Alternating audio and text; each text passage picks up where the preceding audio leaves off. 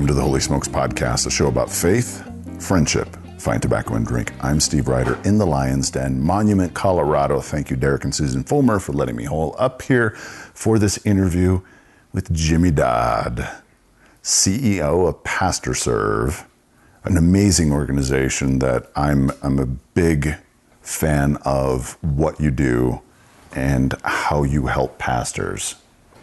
So, welcome, Jimmy. Man, thanks, Steve. It's great to be here. It's great to see you and again, every because it's been way too long. Let me just say that every podcast I do from now on, this is like the gold standard. The bar is very high now.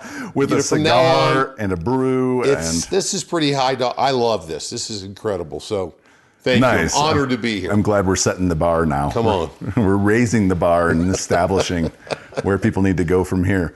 So tell me a little bit about you. Where'd you grow up? How'd you become a pastor? Yeah, I started off in Wichita, Kansas. Grew up in a very church-going family that was far from Jesus. Really? Which I think is very common. You know, we did everything, and we very involved in church, helped the poor, did all the things in the church. My dad was on every church council. Never heard the gospel there one time.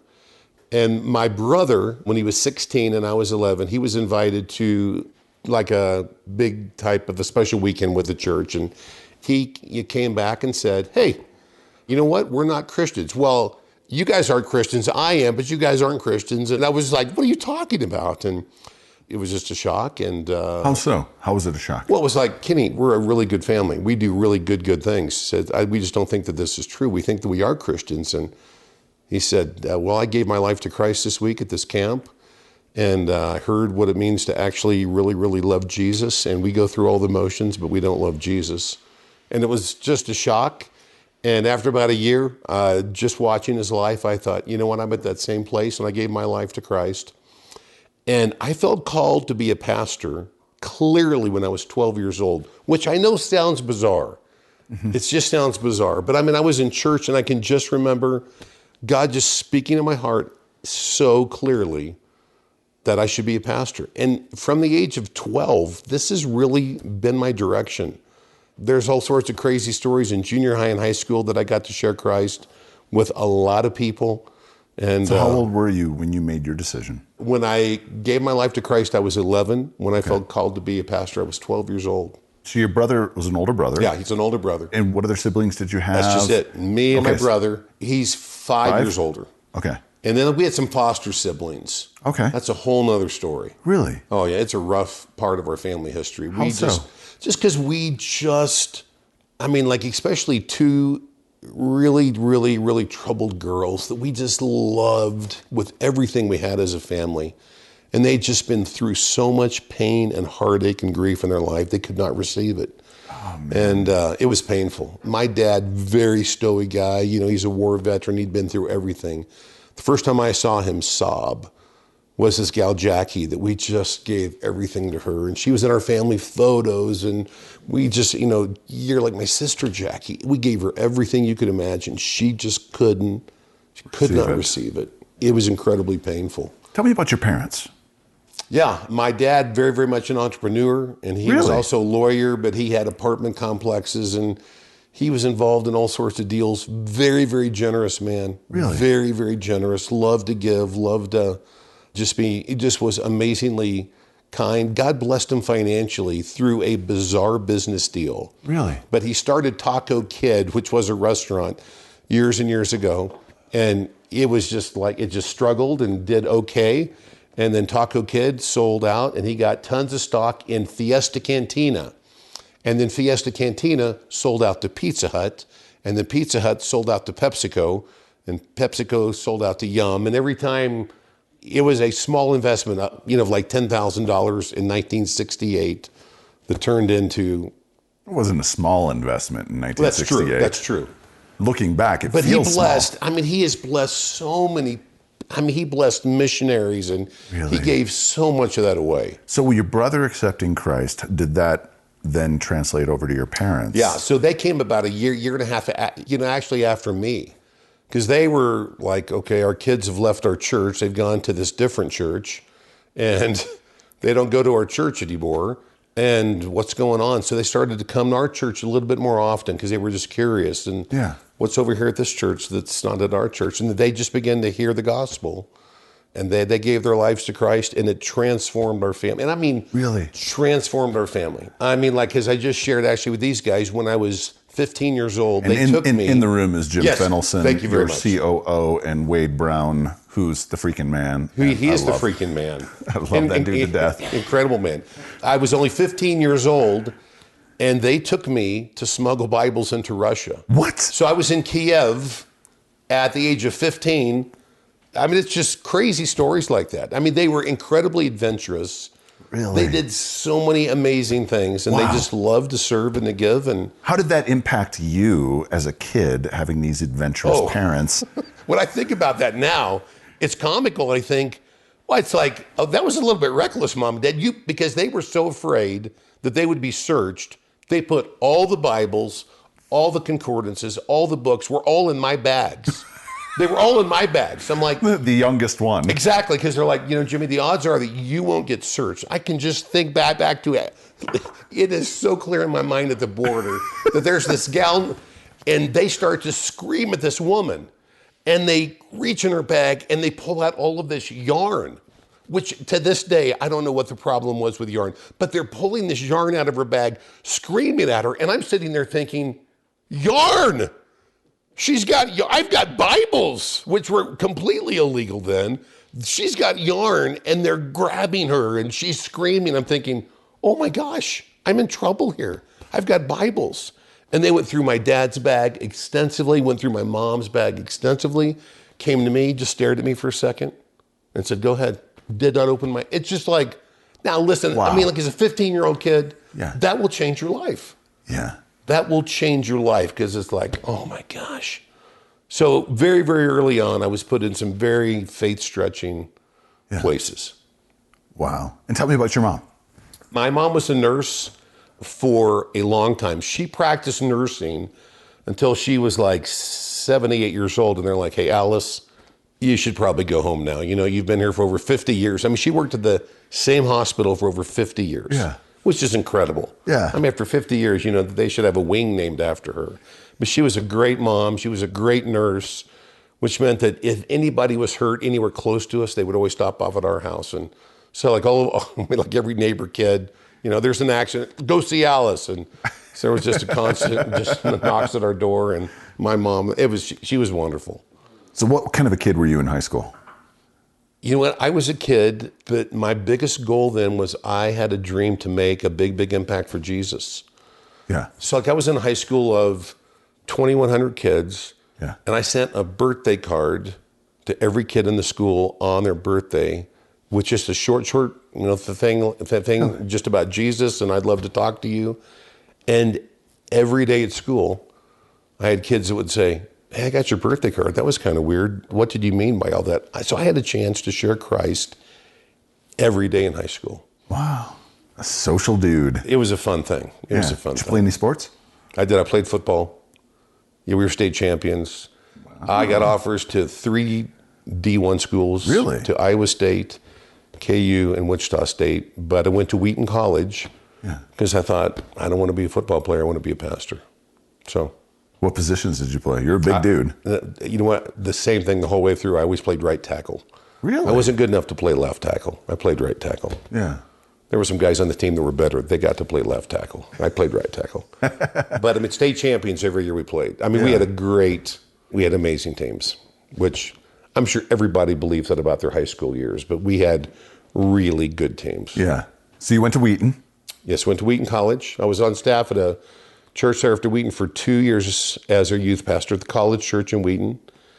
And then I went to school at Gordon Conwell, and I was on staff at Grace Chapel. And where's that at? That's in Lexington, Massachusetts. Okay. And so, just outside of Boston. Yeah. So, I mean, I loved Boston. Boston was some great years. Then we went and we pastored for 5 years in Greenville, South Carolina. And then we moved to Kansas City in 1992, and we started from scratch and planted a church. Really? Yeah. What drew you back to KC? You know, I mean, like, it's interesting because I think I probably had... Kansas City, Missouri, or Kansas? I'm on the Kansas side. Very, very important distinction. Yes, yeah. Very important I know. distinction. I've got a friend a really close buddy that lives in Overland Park. And that's where I live. Really? I live in All Overland Park. What's his name? John Dale. I need to get to know the guy. Yeah, he's a great dude. Yeah, it's a great city. Yeah. It's a great city. But you know what, though? I think I always had in my heart, I'd love to be back in Kansas. Really? Because just because of my parents. Yeah. And my wife's parents are also from there. Yeah. And so we just thought, because I probably had about 10 years of my life where I thought, man, I'm glad to get out of Kansas. Gosh, it's just so great to be away from Kansas. And then I was away from Kansas. And then just this yearning just starts in my heart of, man, I miss Kansas. I miss everything about Kansas. And after a while, I was like, man, I'd love to be back in Kansas City someday. This is a question that I'm starting to ask during the rapid fire section at the close. But how in the hell did you become a Packer fan, having never lived in Wisconsin, pastored in Wisconsin? Easy answer. Because when my dad launched Taco Kid, that restaurant, he launched it with his best friend from college, Bob Long, who his other job was he played for the Green Bay Packers. And so Bob gave me a signed football by the Packers in 1968. And when you're an 8-year-old kid and you get a signed football with Vince Lombardi and Bart Starr and Nitschke and World Kramer, champions. Everybody's on there. That was in the middle of their run. I never got anything from the Chiefs. Yeah. And it's like, I got this signed ball, which is still in my office. It's like the centerpiece of my office. Nice. It was like, okay, that's it. I'm a Packers fan. Yeah. So it was all Bob Long. Go Pack Go. Who is still alive and still is a huge, he's a great guy. Beautiful. Yeah. So how'd you meet your wife then? I met my wife because I knew that I would go crazy Wheaton College, I think, for like all 4 years, because I thought it's a small Christian college and I really enjoy talks with folks that don't believe like I believe. And I thought, it's going to be really hard at Wheaton because everybody there might be like-minded. And I thought, I don't want to be there for like all 4 years.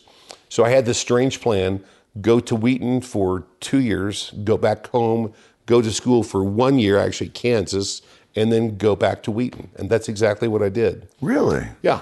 So I went to KU and I met my wife on... Thank you very much. God bless you. John Dale, my buddy, lives in Overland Park. Nice. I want to see Kansas go over to the Big Ten eventually. That's with all the that's turmoil been talked about a lot, but I don't know if that's going to happen. Yeah, I think the Big 12, I think it's pretty short up. Yeah. Because we'll get Houston and we'll get Memphis, and I think they're going to get 2 other schools: Memphis, Houston, BYU. Yeah. And then there's one more school that's going to come. I can't think who it is. But anyway, we digress. You go to Kansas, then you go back to Wheaton. Yes. Your wife.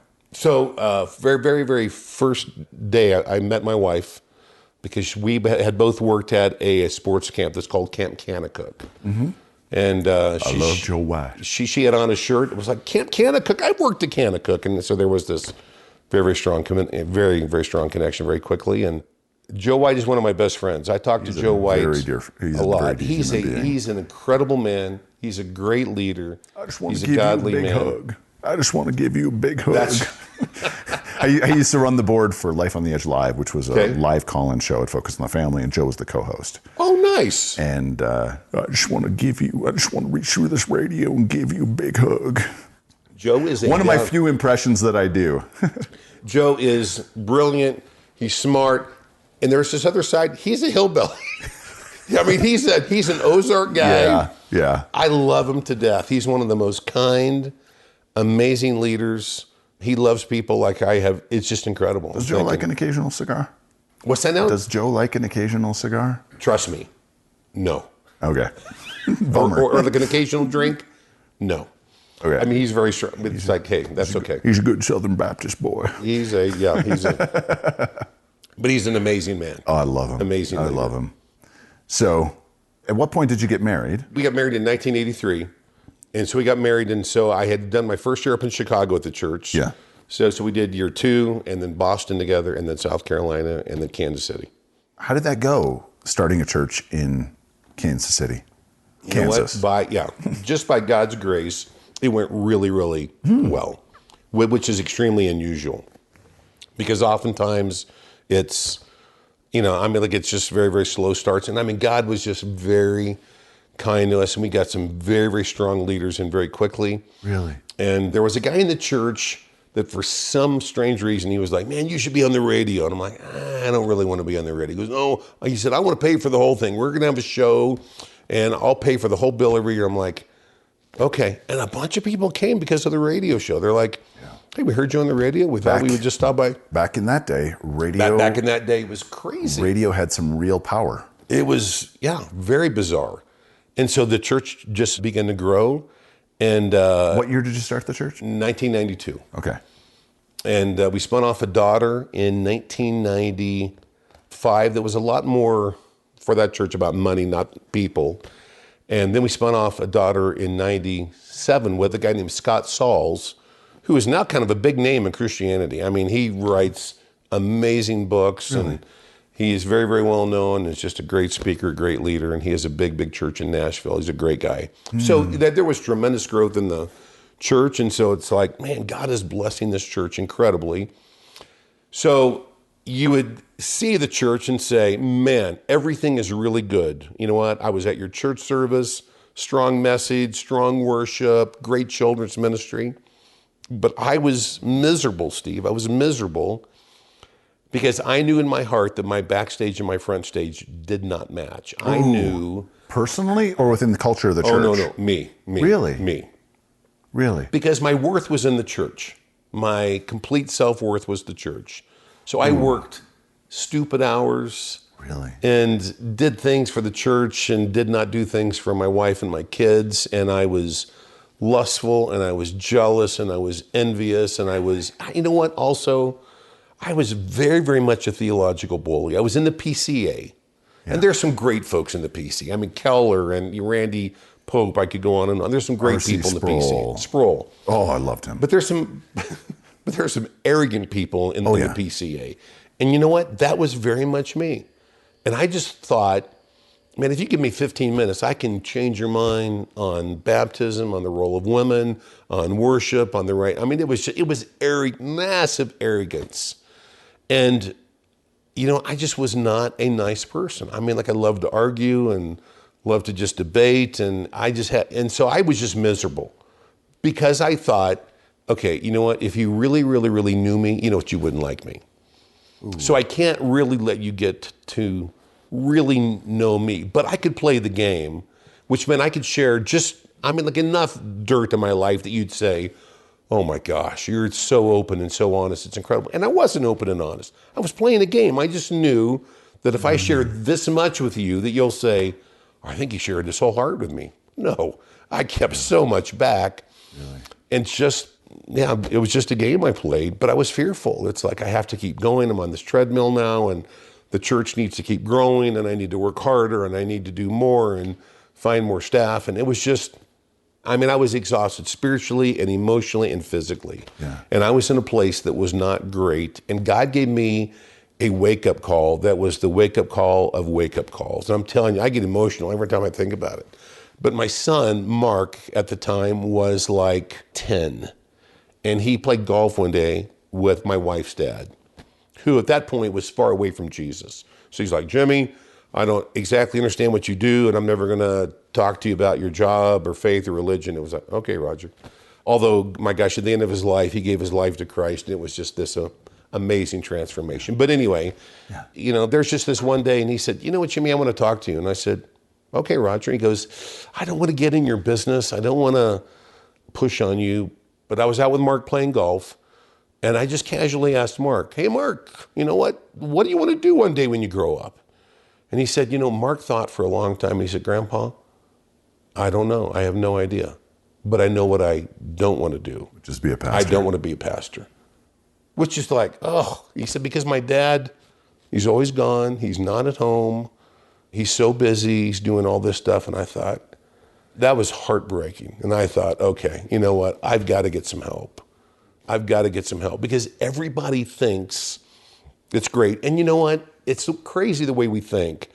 Because if you're in this, fast-growing church, we think, well, let's give this guy more of a platform. Let's let him speak at conferences, and he should be on some boards. So I'm joining boards and speaking at more things.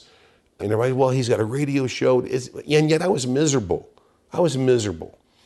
And so I went to about 5 very godly men and just said, something is really wrong in my life. I feel like I've got everything is just upside down, just as far as my life and priorities.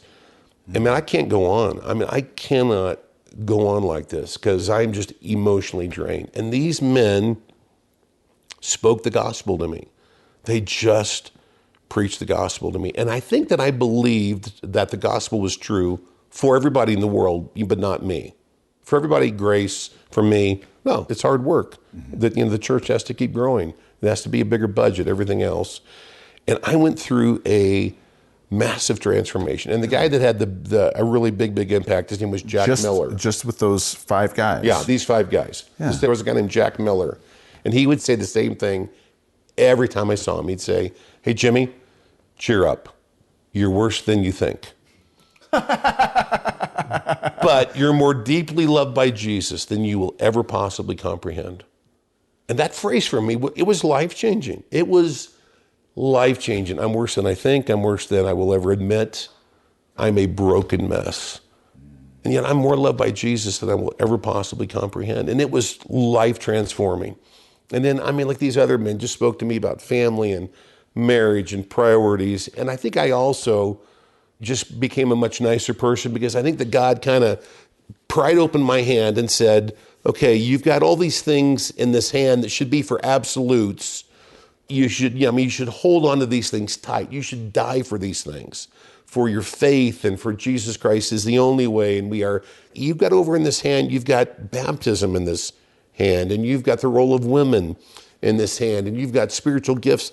Buddy, that's the wrong hand. Stop arguing over it. These things need to be in this hand where you're very open-handed, and you're like, hey, there's some very smart people on both sides. I'm not going to debate this at all.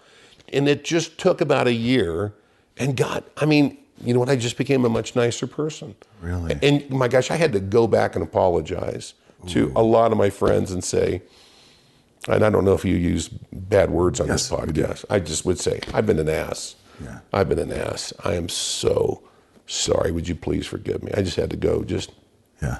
But it was a time in my life, massive transformation. The thing which I did not expect, I didn't plan, I hadn't done anything towards this.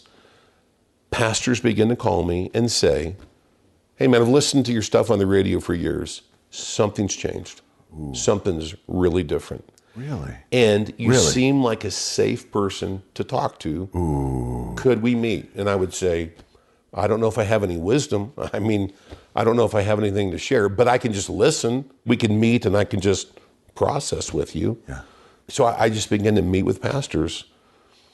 And the thing that just amazes me is I heard 1,000 different stories, but it was the same story every time. It was always, okay, I have a big issue in my life. It's my marriage, or like I have an addiction. It's pornography, it's alcohol. I've got this big conflict in my church. I don't know what to do, whatever it might be. And if I have a big issue in my life, there's a place where I'm supposed to go. I'm supposed to go to my board or my elders or my district superintendent or my bishop or whoever. But I would never go there. Because I think if I went there, and I think if I was really completely honest with them, I think they'd fire me. Because we shoot our wounded. Oh my gosh, we do. Absolutely, we do. It's awful. We do. And I've got a mortgage, and I've got kids in college, or I've got, and I've got no plan B for like my life vocation. This is it. So I know that I have to be a pastor. I've got to be a pastor. I can't lose my job. I cannot lose my job, because if I lost my job, I'm sunk. I am sunk in life, which means I have no place where I can go and just talk about all the crap in my life. And I heard that story over and over and over, and it just began to break my heart. I just began to think, gosh, where do pastors go? Now, there are some phenomenal churches where there's really good boards and there's really good That's a healthy support. culture, yeah, and they support, and they understand. There are those churches. Yeah. But there's a lot more Yes. that it's an unhealthy culture. is sad. And they just feel like, man, there's no place to go. Yeah. And after I heard that story over and over again, for like actually years, God just broke my heart. And he changed my call. He very clearly changed my call and said, all right, I want you to pastor pastors. Now, before we get to that transition, going back to your son. Yes. What kinds of conversations did you have with him, and how did your transformation affect your relationship with him moving forward? Yeah. First of all, the end of the story, my son's a pastor. Isn't that awesome? And he's a great pastor. I mean, he's such a great I mean, my gosh, I hear him preach and I'm going, he got all the gifts in the family. I mean, he is so strong. So yeah, God used that amazingly. But I made some huge changes in my life and my schedule. I'm like, you know what? If I want to hurt people because I'm not there, it's not going to be my wife and my kids. And so I just began to change. I mean, massively, just as far as my schedule and priorities. I began to coach his sports teams. I coached his soccer team. I coached his basketball team. How old was he at the time? How old was he at the time when he told his grandpa that? I think he was 10. Wow. Yeah, he was 10. So you had lots of time then, essentially half of his time at home, yeah, a little less if you left at 18, yeah, to fix and heal and build something new. There was lots of healing that took place. Any other kids? I've got 5. Ooh. Yeah. And what number was he in the order? First. Okay. Yeah, he was first. So that transformation really affected all of those kids. Oh my gosh, the whole family. Oh yeah. It was just, I mean, it just changed a lot. And I was just at home a lot more, and we did things, we did vacations together, and I was at things that I should have done, whereas I didn't feel like, I want to miss this event at the church. And I thought, you know what, I will miss this event at the church. And that's okay. It's okay. Yeah. Because as we always say at PastorServe, and this is one of our mantras, all of life is ministry, but your family is your primary ministry. Yeah. And we just have to that just has to be said over and over again. It's because I always hear, man, I'm struggling with over here I've got my wife and my kids, and over here I've got like the ministry, and I just can't get this straight, my family or my ministry. It's like, man, that's the wrong paradigm. Yeah. All of life is ministry. All of it is ministry. And your family has got to be your primary ministry. Ooh, yeah. And I think that we don't just say that at PastorServe. I think we actually do that at PastorServe. So like for our staff, it's like, oh my gosh, if you have a family issue, that is always priority. Yeah. Always priority. Yeah. So that's a huge thing. By the way, I would just like to make a comment. You are much better at smoking and drinking and talking at the same time, because I start talking, it's like, man, I'm having a hard time doing anything here. So you talk for a little bit, because I'd like to just indulge here for just a second. Well, one of the good things about this is we can take our time, and you can slow down and take a little puff and relight in between and take a sip in between thoughts. So feel free to do that. My next question for you is, with that transformation, with that shift, I assume your church was supportive of that? What did that look like? Talking to them and being with your board or elders or whatever? Yeah, that's a great question. And listen, we did so much stuff here wrong, I just laughed about it. Yeah. So I felt that really strong call. It was actually the weekend, and I was up in Chicago, and we went back to the church on Monday and resigned. I mean, like immediately. It's like, really? God wants us to start PastorServe right now. It could not have been more naive. We had no plan, no board, no money, we didn't have anything. So you made the transition to PastorServe. Like that next day. It was like, okay, we're starting PastorServe. I mean, naive. But after you made that internal decision to focus on your family and be less of an ass. Yes. Okay. Yeah. That all, not only the internal transformation, but the external transformation of getting that call to be a pastor for pastors was all in the same time. So I mean, like the big transition in my heart it really kind of launched in like 1997. Okay. And then I felt called to PastorServe in 1999. Okay. So there was about 2 years of a huge, big life change, and then starting to meet with pastors, and then heard those stories over and over again. Then I just thought, man, there's a void here. Yeah. There's a need that's just enormous. And so we thought we need to step in and meet that need. And you started PastorServe. It wasn't an existing ministry that... Correct. It was myself and my wife. I have an amazing wife, Sally, Yeah. who was very, very much a part of it. Really? She was very supportive because it's like, okay, we're actually paid at the church. We have a very nice salary. We're going to just walk away from that to, essentially nothing and start over from scratch and start this nonprofit ministry with no plan, no board, no nothing. No, 501c3, nothing. Young kids at home. What's that now? Young kids at home. Oh, yeah. Yes, exactly. Kids at home, and it's like, this is the smart thing. It was such a clear call. It's like, you know what, we have to do this. Yeah. And God will just graciously provide. And, God has been incredibly kind. So talk about those first years of PastorServe. Man, we struggled. And it was like, was this smart? Because we thought we were going to live on savings, and then we cashed in a bunch of our retirement. And it's like, okay, maybe this wasn't the best idea. And I got some contracts to coach a bunch of guys. I was the PCA church planting coach, which was a great contract for us because it was that contract that we got through some really, really lean times. And then after about 2.5 years of PastorServe, there were 4 phenomenal businessmen who just said, hey, we just believe God wants this to be much, much more. And we'd like to be your first board, and we will really back you financially. And we're going to make sure that everything is right, and we're going to get, all the right paperwork. And they were phenomenal. And so we hired our first African-American staff in 2003, our first Hispanic staff in 2003. Because at the very, very start, we said, this can't be a white male suburban pastor's ministry. Mm-hmm. This is not a PCA ministry. Mm-hmm. We will serve all the way across the board. We're going to serve the OPC and the PCA and the EPC and Baptist and Vineyard and the AG. And we're going to serve over here. We're going to serve everybody. We're going to serve Baptists, and we're going to serve Anglican, Lutherans. Orthodox. We're going to serve the whole spectrum. Yeah. And, there were those that really, really pushed on that hard, that said, oh, man, you got to have a niche. You've got to have your little group. I think you should stay with a bunch of Reformed people because that was your tribe.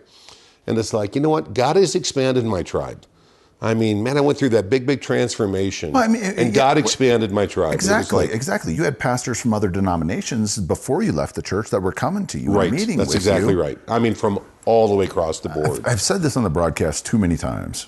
Maybe not too many times, because there might be somebody listening to this for the first time. But one of the absolute greatest features of me working all those years that I did for Dr. Dobson at Focus on the Family and Family Talk was we worked with every freaking denomination under the sun. Love it. And during those times in broadcasting, we had capacity that when things were going well, we had margin to sit around and talk and hang out. And when things were changing, and we had the margin to be able to meet that capacity and then come right back down.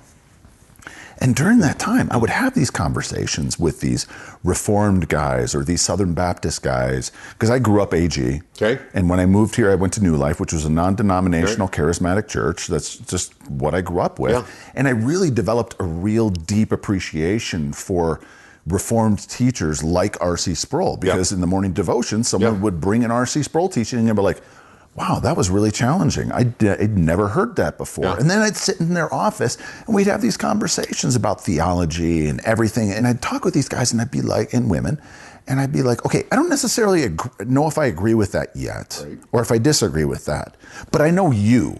Right. And we have a relationship, and because we sweat and we bleed in the same trenches and we're doing this work together, I have a genuine respect for you. And so you've given me something really to chew on and really kind of think about. And it was that iron sharpening iron that was beautiful across the board. And it blows me away that there's this, fortunately, I feel like we've hit a turning point within the overall body here in America of being less denominationally focused and being more open to these other denominations and not having this backbiting and this accusation and this, protecting our little fiefdom within the denominations and firing arrows at all these other denominations and realizing that, hey, if we all get on the same page and we all really appreciate and we focus on those, as my pastor used to call it, my PCUSA pastor for the church that we went to for 11 years. Nice. He called it spine issues and rib issues. Okay. The spine issues are the big ones. There And you the go. rib issue, the That's rib good. I like issues that. are, it helps protect the heart, but it's not a spine issue. If your spine is completely severed at the brainstem, you're dead. Wade, remind me to steal that and put that in my next book. So I like that. Yeah. Yeah, that's good. Spine and ribs, I like that. That's good. Yeah. And so it really gave me an appreciation. So I'm glad that you also had that awakening, huge awakening. And really started PastorServe with that goal of reaching out across the entire body. The whole body. Male and female, black, white, Hispanic, Asian. I mean, it's like, listen, I mean, you know what? Poor, rich. I mean, like suburban and like the urban core. We said, listen, we've got to serve the whole church. And that's what I love about PastorServe, is that we get to serve the whole church. I mean, we serve folks out in the country. We serve folks that are in very small churches. We serve some crazy large churches. It's absolutely for all pastors. I had breakfast with a pastor last week. He has a church of 70. I was in Fort Lauderdale a week and a half ago. I had breakfast with a pastor that has a church of 19,000. And you know what? It's because they both have needs. Yeah. And you know what? They're pretty close to each other. It's amazing, but it always comes down to the heart and just how's your soul and how's your marriage and how's your life. And I'm telling you, we get so enamored. We get so enamored with this big front stage, which makes me crazy because I think we get so caught up in that person is just a great leader because they have a big church. And I would say, no, you know what? You can grow a big church just because you have a speaking gift. You can be a phenomenal communicator and on that gift alone, build a large church. That doesn't make you a great leader. It means that you're just a great communicator. Yes, exactly. And there's a lot of phenomenal communicators that are terrible leaders, but we label them leaders, right? We say, oh, he's such a great leader because he grew this big church. That doesn't mean that you're a leader just because you grew a large church. And I get so frustrated with hearing that. One of my favorite podcasts that I've ever heard, and they raised the bar, in my opinion, for Christian media, was The Rise and Fall of Mars Hill. Yeah. That is the perfect example of an excellent communicator who was a broken man and really a terrible leader. He's a terrible leader. But you know what, though? You can learn to be a good leader. Yes.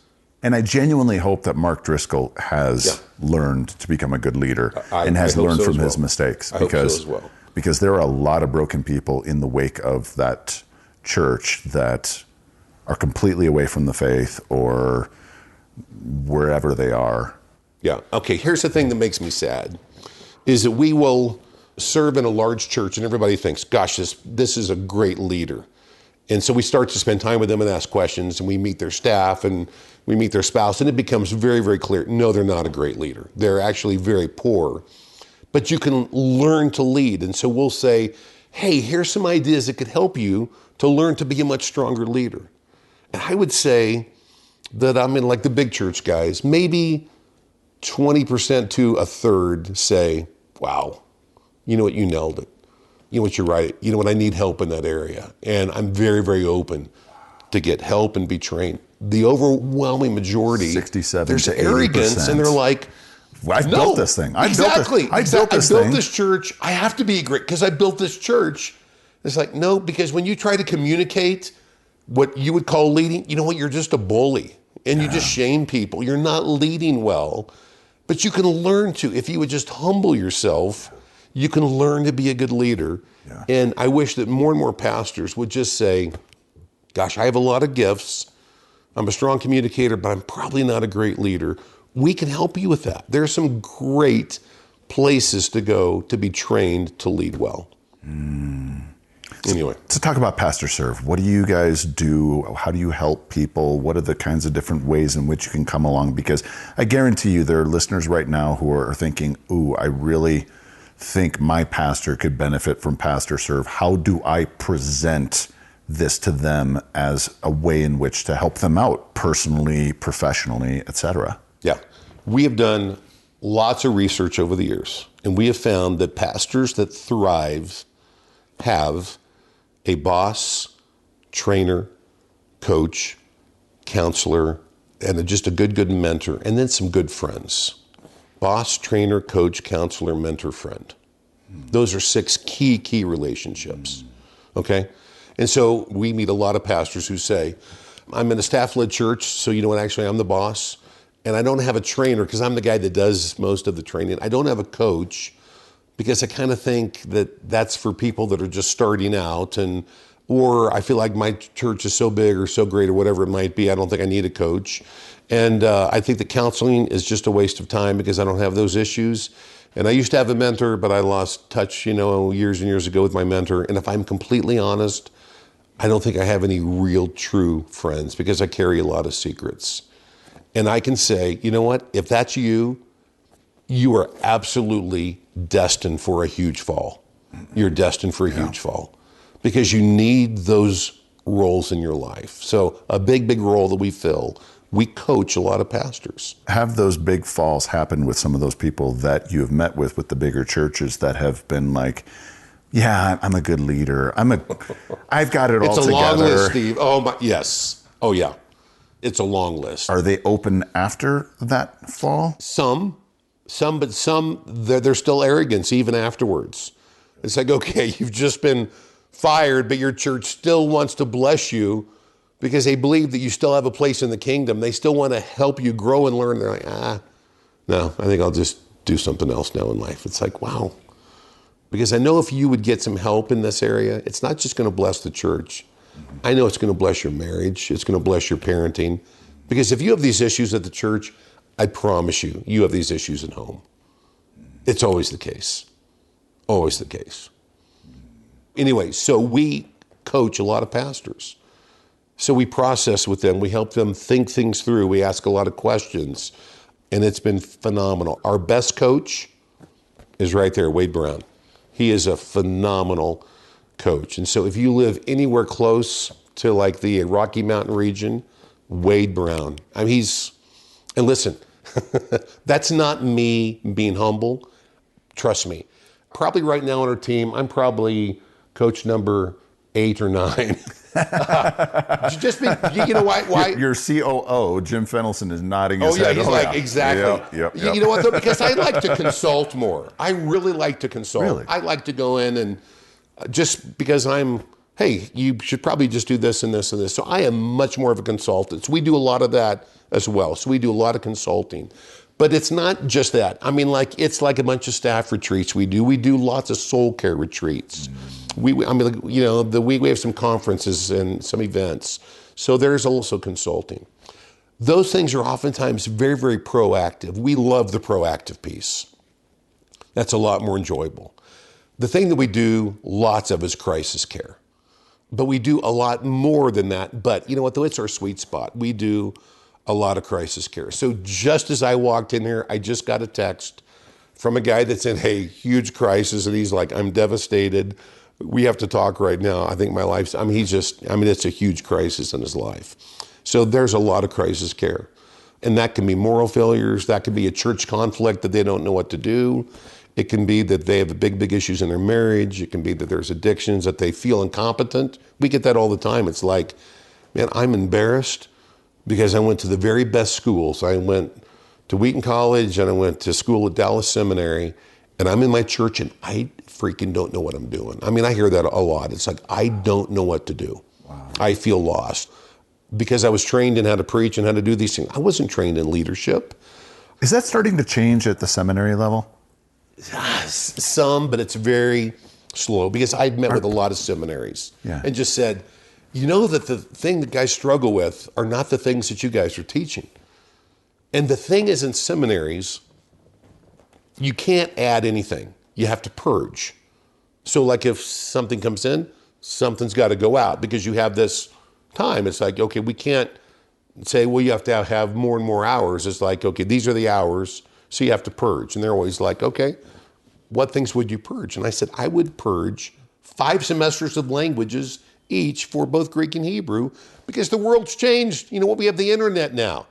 And you need to learn how to use the tools, but you don't need 5 semesters to learn how to use the tools. You could learn how to use the tools in 1 or 2 semesters easily Because That's there's this invention out there. It's called the internet. Let's use it. Where you can have a tool like Bible Hub. Yeah, right. Yes, exactly. Exactly. My gosh, you've got log, you could go on and on. But it's like, okay, here's the problem. Our Hebrew, prof and our Greek professor, they have tenure and they're not going to budge an inch. And it's just so frustrating because it's like the things you're doing to train your people, there's a lot of great things, but there's so many things that people are being fired because they can't lead and they don't know how to work through conflict and they can't do the most basic things. Why not have two different tracks? One is, focused on those languages and the other one is focused on the more practical stuff, and let the seminary students choose which one they want to go down. Let's have a campaign for you to, yes, please. So that way you don't have to deal with those, tenured language professors giving up stuff. People can still focus on that if they want to become a theologian who knows those ancient languages inside and out and, studies them, but then have something that is, why can't it be a both and? So people can choose. That makes sense, Steve. Because that makes sense, I don't think it's a good idea. Golly, yeah. It's crazy. So that's what we do. We coach and we do lots of consulting and there's crisis care. But you know what? There's just a huge amount of just care for pastors. We're just a safe, confidential place that you can call and just unload or process or just ask us questions and say, but I'm in a bad situation. I do not know what to do right now.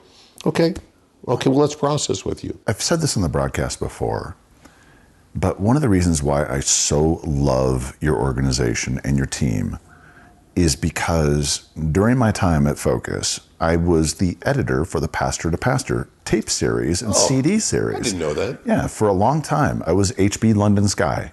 So HB London ran the Pastoral Ministries department at Focus. And Focus was really kind of the leader in that space. And then, very much so with HB and Wade, absolutely. Yeah, and Wade was a part of that team. And so when Focus decided to, I don't know if it was necessarily so much HB retired or they just decided to just close down their Pastoral Ministries division, I always saw this hole. Because I looked around because I was trying to figure out a way to help my pastor, because I was getting more involved and I was taking on some leadership at my church, my PCUSA church, that left and went to the EPC during the whole PCUSA stuff. A lot of churches did. And so I was like, what is out there? And that's when I found Wade. Nice. And that's when I found you and PastorServe. And I encouraged him. I said, listen, this might be something for you. And sure enough, it came at a time in his life that there was some massive transformation starting to go on, not only within the church, but also within him personally, where you knew he was kind of getting ready for retirement and what was that next step. And so I know that Wade really kind of talked him through a lot of that stuff and really put him onto his transitional gig, which was working with the Salvation Army and managing this outdoor camp. And then he eventually retired. And I so love and appreciate your ministry, man. Well, thank you. It's filling a hole and it's filling a need. Yeah. And I know I've been talking with you and Wade and Jim about you guys need to do a freaking podcast, and I'm glad that sounds like you guys are starting to get ready to do that. We are. So, okay, here's a great story, which is way, way off topic. Yes. But it's just a great story. So PastorServe was launched in 1999. Yeah. But it was not called PastorServe. For 2 years, it was called Pastor to Pastor. And so we were just off the radar. But in 2001, I got a cease and desist letter from Focus on the Family saying, hey, that's our name. We have a tape series and your work is starting to grow. It's going to become confusing. Cease and desist. And so it's like, we have to change our name. And so we changed it to PastorServe, which I like PastorServe 1,000 times more. Yeah. It's like, thank God we changed our name. But it's just hilarious that for about 2 years, it was called Pastor to Pastor. But then we got this letter from Focus, from the legal department at Focus on the Family, which you know what I should have saved, because it was just such a classic. It scared me to death. I thought, oh what my are we goodness. Gonna do? What are we going to do? Whoa, we've been using this name and we're starting to grow a little bit. We got to change our name. And it was like, it was just like PastorServe. I mean, it's a beautiful name. Is that one word? Or, it's just one word. And Okay, let's go with it. It's a beautiful And name. now it just feels like, thank God we changed our name. It's the right name. But Oh, totally. Because how many people have got a cease and desist letter from folk? I don't know. It might be more people than we'd like to think. Anyway. Oh. What's your vision for PastorServe? Formerly pastor to pastor. Yeah. The thing that makes me sad is when I hear a story about a pastor that, he's in a rough place and he goes through this rough patch and it just ends up in a bad place. And I mean, maybe years and years afterwards, I speak with him and he says, I didn't know who to call. I just didn't know that there was a place I could go. I want every pastor to know there is a place where you can go. That's the goal, that every pastor in America would know there's a place where I can go. That doesn't mean that they'll call us. A bunch of them won't. But I just want them to know, hey, you know what? There's a place where you can go. And it's not just for all the hard stuff. It's for also, it's also good stuff. But there is a place where you can go. And so I want that phrase to just be wiped out amongst pastors. I just didn't know that there was a place I could go. That's where I would hope the PastorServe could just get to, where pastors would know, man, there's a group out there that wants to serve you. And they have a heart to serve you. They're gospel-centric. They're men and they're women. They're Haitian and white and black and Hispanic and they're Asian. It's a very broad-based group that I think we've got. Are you focused exclusively on the U.S. or are you guys doing We're coaching doing some stuff in Haiti. Okay. We're doing some stuff in Canada, doing a little bit of stuff in Hong Kong. And our board right now is starting to talk more and more about the world because we just get lots of requests from especially Europe, a lot of requests. And so we're just trying to make I'm sure that things are just strong enough here before we launch elsewhere. But how can listeners support you guys in what you're doing outside of just recommending their pastor get plugged in? Yeah, we always have to have funds because we serve lots of churches that can't pay. That's always a need because, listen, we don't serve just the white suburban churches that can pay the bill. We serve lots of Hispanic churches, a lot of Hispanics. We have a phenomenal Hispanic staff. And there's just lots that we do that we just have to raise money for because we're not going to ever actually have that revenue. It's just not going to happen. And so there's always that need. And then just pray for us. Mm-hmm. Just pray that we would have wisdom and insight and understanding, that we would know, here's times to press in a little bit and here's times to just back off a little bit. And pray that if our staff is to grow, that we just have the right staff in the right areas. And we need staff. I mean, we need staff in the Great Lakes area. That's an area in which we don't have staff. We need staff in the Northeast. That's an area in which we don't have staff. So there are there's some big gaps around the country that we just don't have, staff. And I would hope to have staff in all those places. So it's hey, listen, if you have an issue, you can always drive and meet with this guy who's in Philly or this gal who's up in Cleveland or this person who's in Chicago, whoever it might be. So there's always that need as well. Where do people find out? PastorServe.org. It's very simple. PastorServe.org. And we'll have a or link. Call Wade Brown on his cell phone. His number is 719. He's available 24/7. It's beautiful. Jimmy Dodd, let's get to rapid fire questions. Oh, man. Rapid fire. Fire. Here. My first rapid fire question is normally, how's that stick treating you? But you set that thing down and it went out. I'm telling you, I just have to get better at this. I mean, my beer is about gone. I know, it's just, you're obviously very gifted at this. My goal is to be a lot more like you. Here's the thing. It's because I'm the interviewer. I'm the one asking the questions. When I was interviewed on the podcast, I found myself in a very similar position where I was having to relight and it would go out and relight and it would go out and just not ended up. But I'm taking that with me. I just want you to know that. Beautiful. I want to know. Because I'm staying at Wade's house, and he has a porch, and it'll be fine tonight. So for the listeners, I gave him a Comfortably Numb by Espinosa, which anyone that's listened to this podcast knows it's my favorite dollar for dollar cigar. So I want to know how that stick treats Come on. you. Okay. You need to text me Okay. or shoot me a message on Facebook because that's a requirement for me giving you that stick. When did you first try cigars or pipe? Gosh, that's a great question. You know what? The time that I loved it more than I thought, okay, was I got a visa to do some work in Haiti in the year, Cuba. Okay. In the year 2000. Okay. And we would work hard all throughout the day and work with pastors and share with pastors. And every night, Monte Cristo #2 on the roof with a nice glass of wine. Every night we ended that way. And to smoke Cubans in Cuba, Yeah.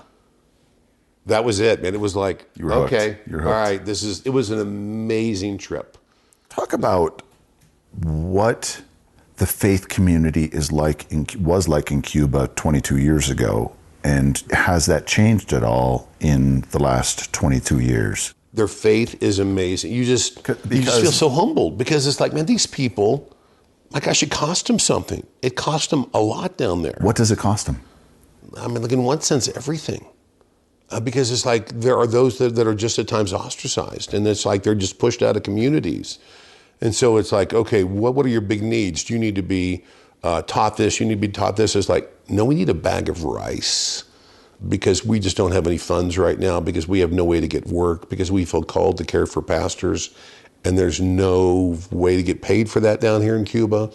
And so the thing we need right now is a bag of rice. So it's like, oh my gosh. I mean, it was just incredibly humbling. Yeah. Amazing people. Yeah. You ever do pipe?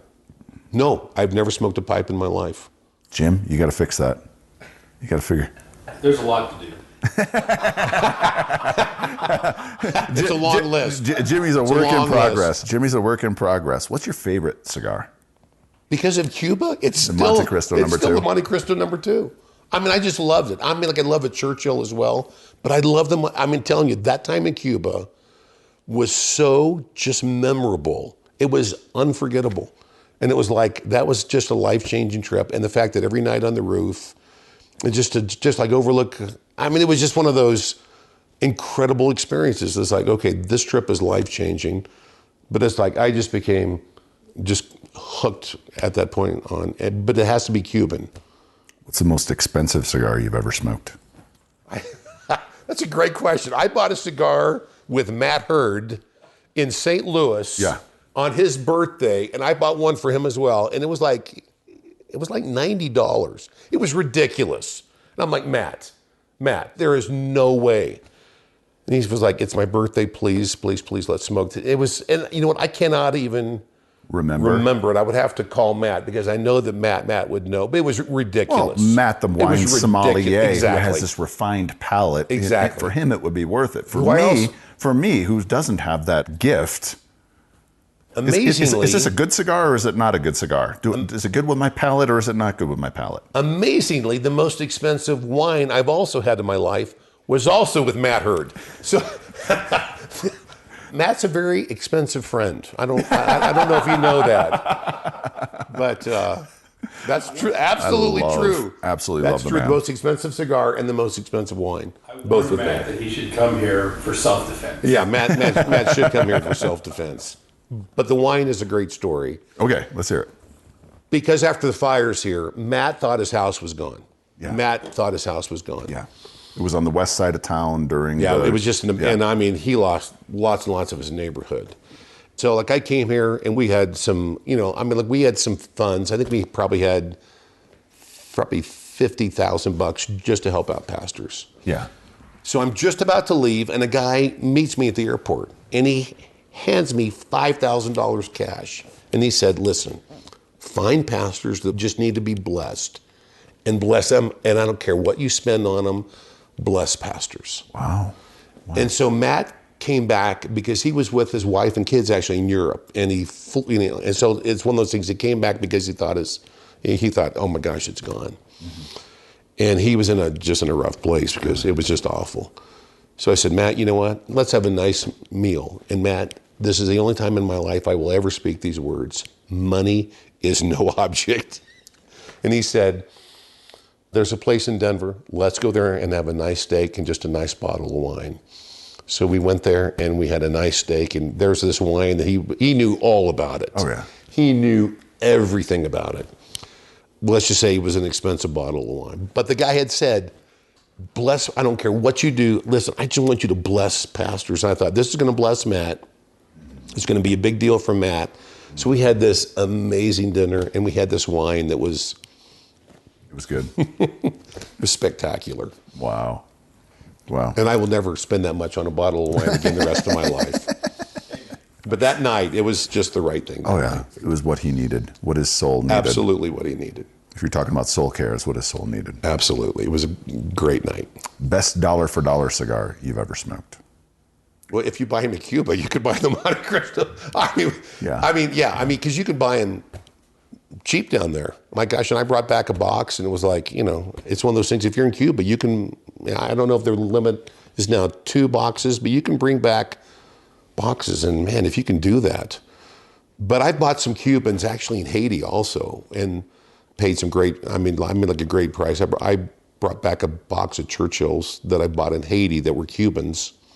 That there's all sorts of ways around it, and I probably shouldn't be saying this out loud because I'll have a call from like the U.S. government and passport control saying, I think you owe us some back taxes or something. But anyway. There might be a statute of limitations on that. I hope so.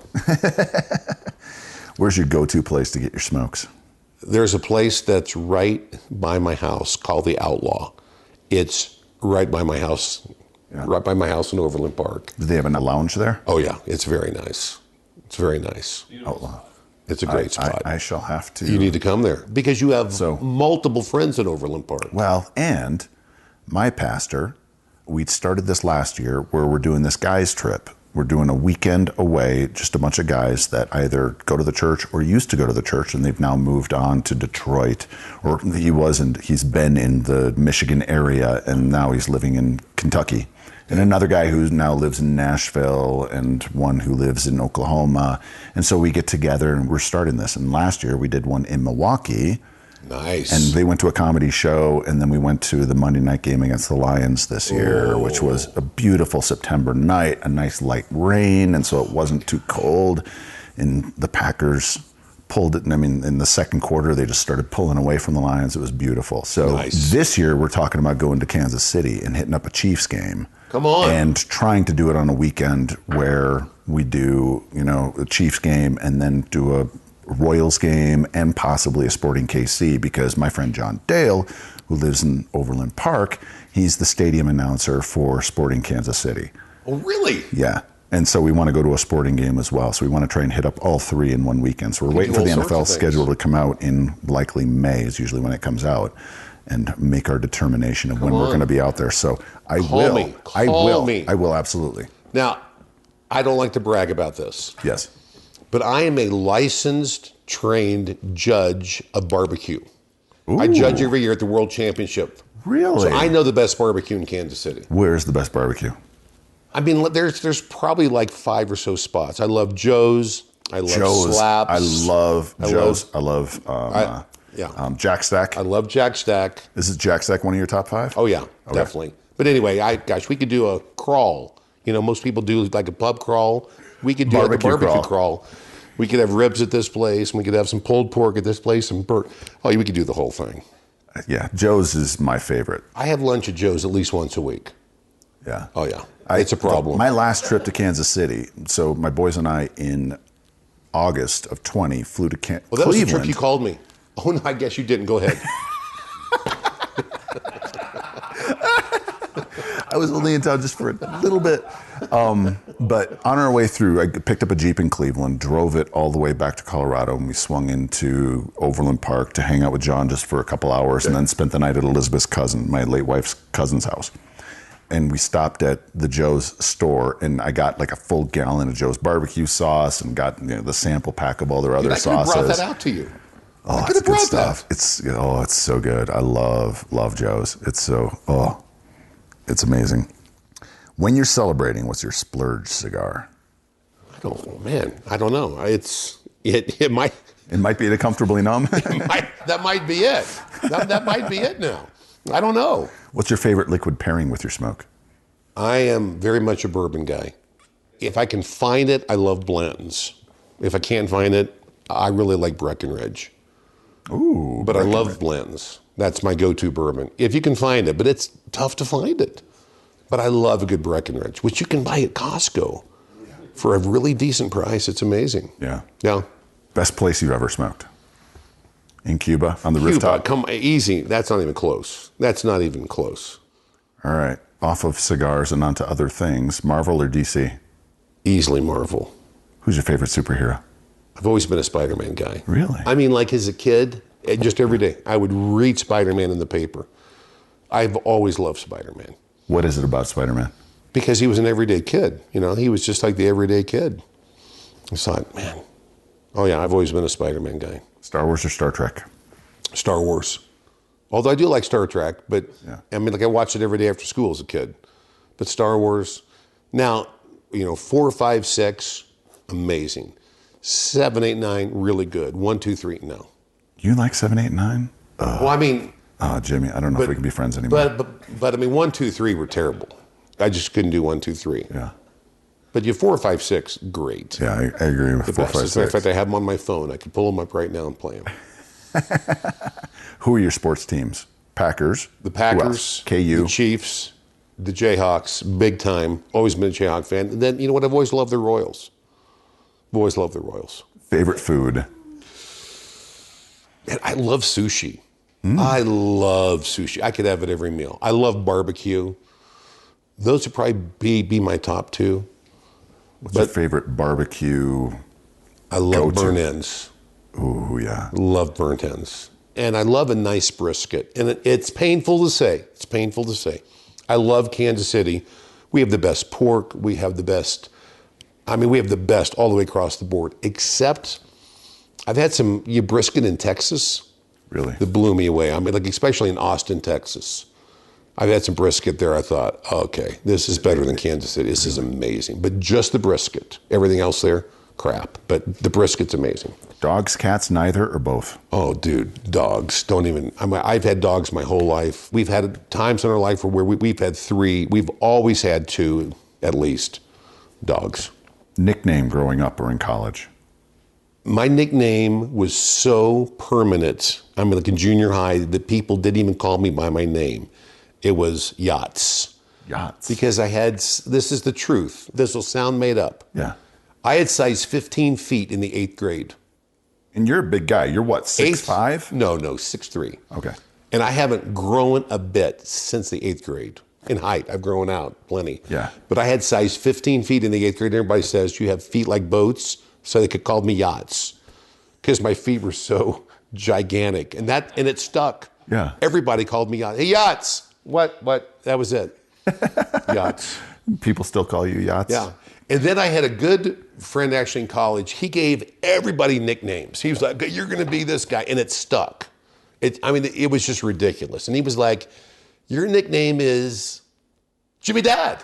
He said, your name is your nickname. You just have to say it fast. Jimmy your Dad. nickname is Jimmy Dad. And that stuck. Everybody in college, Jimmy hey, Dad. Jimmy Dad, Jimmy Dad. He was like, you're the only person I've ever, your name is your nickname. You just have to say it fast. And for a lot of people, that's been, I have so many friends that's my nickname. Jimmy Dad. It's like, that's strange, but that's what they. What's one unusual fact that few people know about you? I used to race go-karts, and I was into it. Really? And I raced on the national circuit. Really? I raced against Al Unser Jr., I raced against Lake Speed, I raced against all sorts of guys. How old were you And when you were doing that? From the age of 8 until 18. Yeah. And the first time I was clocked, going over 100, I was clocked at 124 at Lake Afton, Wichita, when I was 11 years old. So I drove by myself in a vehicle. Yeah. It was a go-kart. Yeah. Yeah, so I went fast.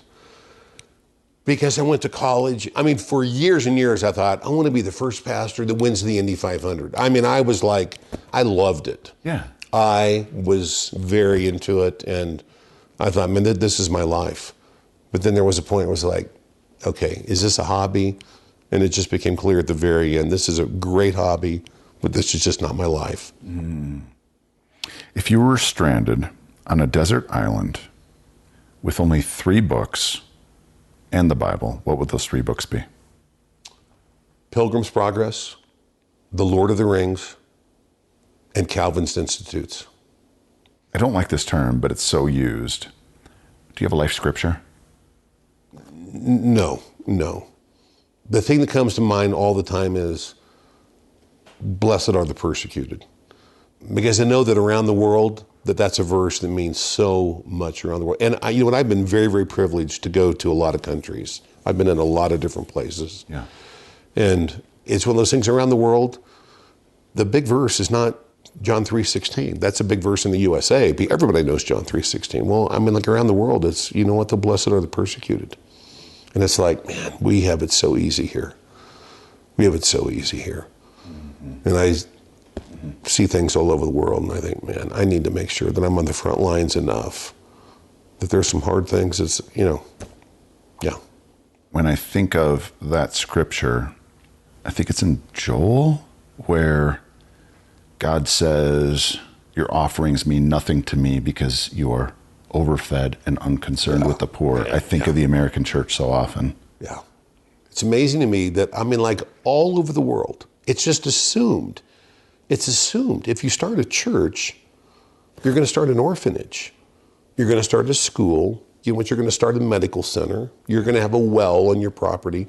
That's just the way the church works around the world. You know what, in the USA, it's like, no. A building that we come to and we consume. That's it. An orphanage? Are you crazy? Why would we ever have an orphanage? Yeah. Well, there's a foster system out there that's broken, that there's millions. Anyway. Kids needing, millions of kids that need a permanent home. Yeah, exactly. Yeah. If you could be any animal, what would you be? I'd say a dog. Just because, my dog is so loyal to me. It's ridiculous. My dog loves me. Gosh, when I walk in the door and I think, you know what? What kind of dog? He's a golden. Okay. No, I have a golden. But he's a white golden. He's an English cream golden. So he's a white golden, which is a great breed. Really? Yeah, it's a great breed. Yeah, so I'd say dog, because I think that they're just amazing animals, and I think that they're probably the closest thing that we have that's actually friends. It's like, man, I think my dog is my friend at the same time, What's your favorite dog breed? Goldens? Or is there another one? My gosh, I love Goldens. I also have a Yorkie. That's my least favorite dog breed. I have a dog at home that drives me crazy. But you know what the scripture that comes to mind over and over again? A righteous man is kind, even to his animals. That's a great proverb. Ooh. Yeah, it's a great proverb. It's like, okay, that's scripture. Ooh. A righteous man is kind, even to his animals. So there are times that this little dog will yelp, and I'll think, okay, be kind. It's in the Bible, be kind, even to your animals. That's a good one. Yeah. That's a really good one. If you could live anywhere, where would that be? Overland Park, Kansas. Anywhere besides Overland Park? Oh, man. Gosh, I love Cape Town, South Africa. Ooh. That's just the most spectacular city. That just captured me. I just love Cape Town. I just find it spectacular. Have you had a chance to meet Rob Smith in the Seattle area in the Holy Smokes community? No. You got to meet Rob. He's from South Africa. Really? And he's incredible. He's an incredible human being. I love Rob to death. I'm taking the boys out to Seattle this summer, and we're going to go stay with Rob for a bit. Nice. And he's a great human being. Oh, love that man. What's your greatest strength, and what's your greatest weakness? My greatest strength is, I think that in the darkest day for a person, that I can see hope. I think that that's my sweet spot, is to meet with people that are in a very dark place where they just kind of feel like, man, there's no hope. And I love to give them hope. And I think that I can share just like enough of my story, just enough of the gospel, that I think that that's my greatest strength, is to give hope in some really dark days. My greatest weakness, it's a long list. These guys over here are probably thinking, yeah, it's a long list. My greatest weakness is that there's too much in me that wants to be just completely independent. And I just have to say, okay, God, the one thing I want to do with you is I want to be completely dependent upon you. Because in my days of independence, man, those are the worst days as far as sin. But I want to get to a point where I'm just so dependent upon Jesus. I want to be so linked to Jesus. And the thing that has been on my mind the past month where I've thought, man, I've got to really process this through is it says in, I think it's John 15:4, that he's the vine, we're the branch. And, there can be a branch that does not bear fruit and it has to be cut off. And it's like, okay, wait a second. You can be a branch attached to the vine and still not bear fruit. That's a powerful thought. Yeah. So we can be attached to Jesus and not bear fruit. And it's like, man, you know what? I just want to make sure that I'm not just attached to Jesus, but that I'm bearing fruit because I'm attached to Jesus. Ooh. So. Ooh. Who's been the greatest influence in your life? That's a great question. I think that Jack Miller was a big, big influence. You know what? I think that Keller's been a big influence in my life. Because I know that his backstage is very, very much the thing that matches his front stage. Yeah. Because I know that he's a man of prayer. I know that he's completely dependent upon Jesus. How's he doing? Well, it's one of those things. He has stage 4 cancer. He's not great. Yeah. But I think he's our modern day C.S. Lewis. I think that we will read Tim Keller for centuries. Yeah, I think he's incredible. And he's the real deal. Absolutely the real deal. Who's the first person you think of when you hear the word successful? Wow. Yeah, just because of the way that I think about that, it's the husband that is faithful to his wife and his kids all throughout his life. It's my dad. It's not the big show, but it's the guy that's on his deathbed and can look back and say, yeah, you know what? It was just a long obedience in the same direction, which was just like the greatest book title of all time. It's like, I just want to live a long obedience in the same direction. And I think of people on their deathbed that are there and just said, man, I just kept the faith all the way through. That's huge in my mind. What do you do for self-care, to rest, to recharge? Well, I usually relax by watching KU basketball, but the past week, it has created massive anxiety. It's caused me to say a lot of non-pastoral words. So that's not been a good thing this past week.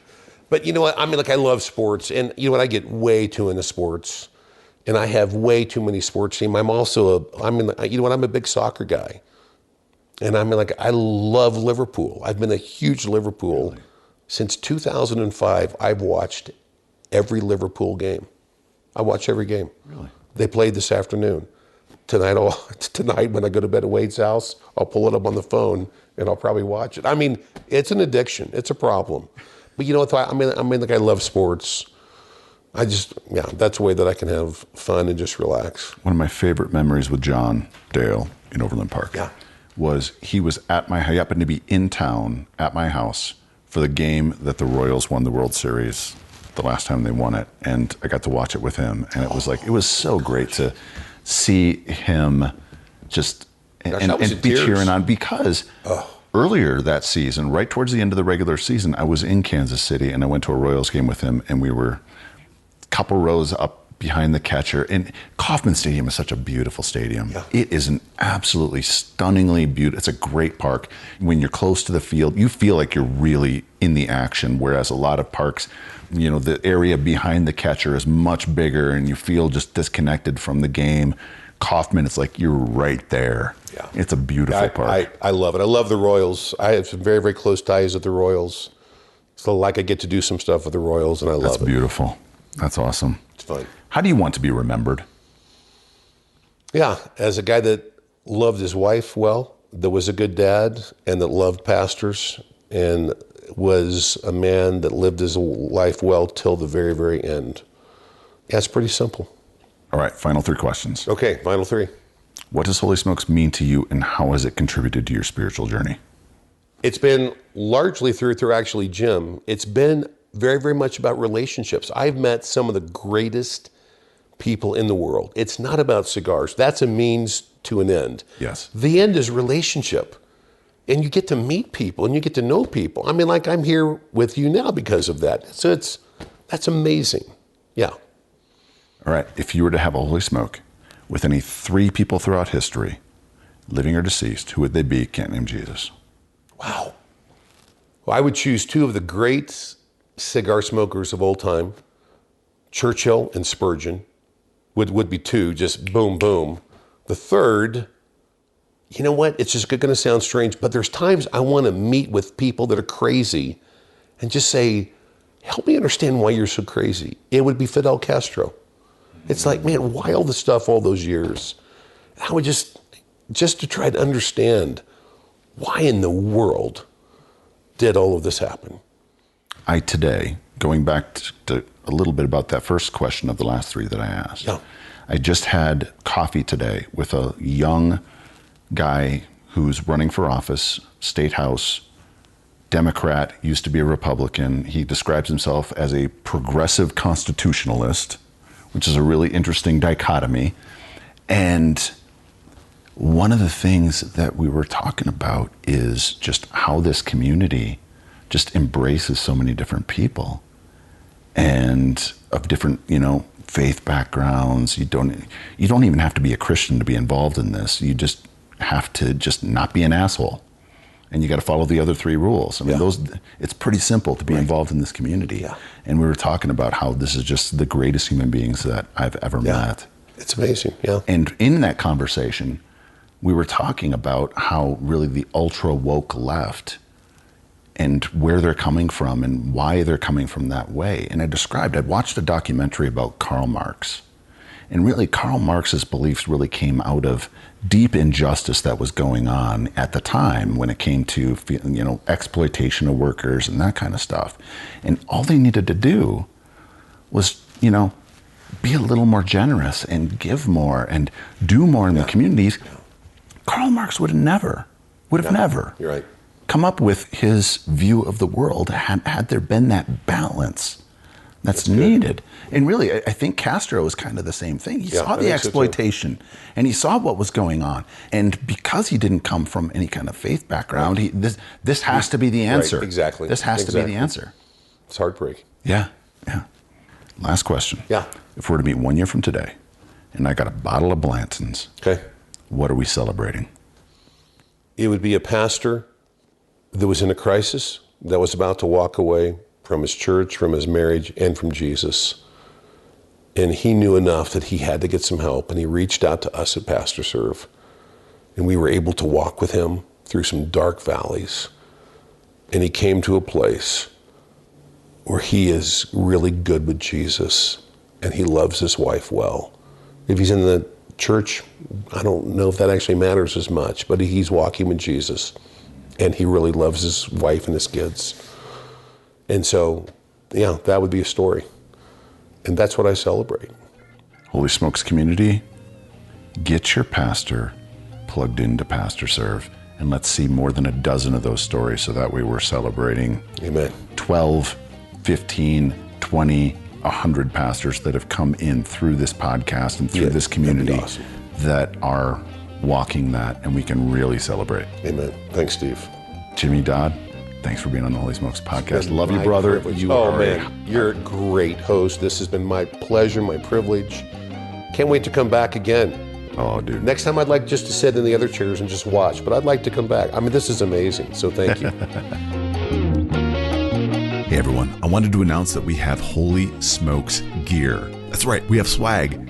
We currently have hats, shirts, stickers like for your vehicle or your travel humidor, magnets, even branded bourbon glasses for a limited time. Go to holysmokes.club and click on the shop tab. That's holysmokes.club. I'm super proud of the shirts. They're made with Bella canvas shirts that are soft and incredibly comfortable. The hats fit wonderfully, which can be a problem for those of us with big noggins.